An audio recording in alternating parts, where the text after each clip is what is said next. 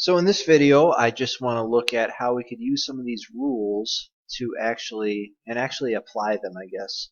One's going to be hopefully somewhat simple, one's going to be a little bit more complicated.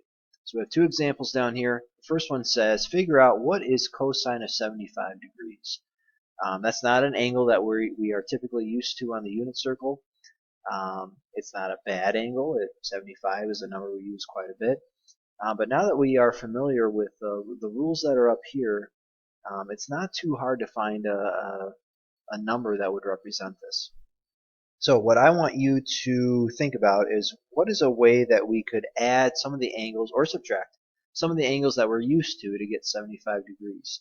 There are many options, but one of them is simply to say let's take 45 degrees and 30 degrees and add them together.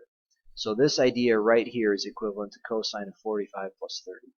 And we have a rule up here that says if that's what we're going to work with, we want to take cosine of the first angle times cosine of the second, and then subtract sine of the first times sine of the second. So I'm just going to write all of that down a second.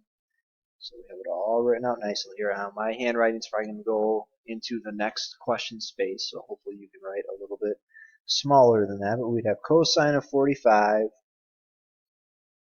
times cosine of 30. And then our rule says if we are adding the angles in the original, we're going to be subtracting the second part here in our shorthand version. Put parentheses around there so being consistent. I would have in this part of the rule sine of 45 degrees and then times sine of 30. Okay, so that's a lot of writing. Again, we're not going to do tons of these questions, but just want you to be aware that this thing does exist. Okay, so what is cosine of 45 degrees? That is root 2 over the number 2. We have cosine of 30. So what is the x value at 30 degrees? I want you to ponder that for a little bit. That's going to be root 3 over 2. Okay, then we subtract. Sine of 45 is also root 2 over 2. And we have sine of 30. That's going to be 1/2. So then it's just a matter of kind of combining these values enough. If we kind of remember how we put these things together, if we are multiplying fractions, multiply the top two parts together. So root 2 times root 3 is root 6 all over root 2.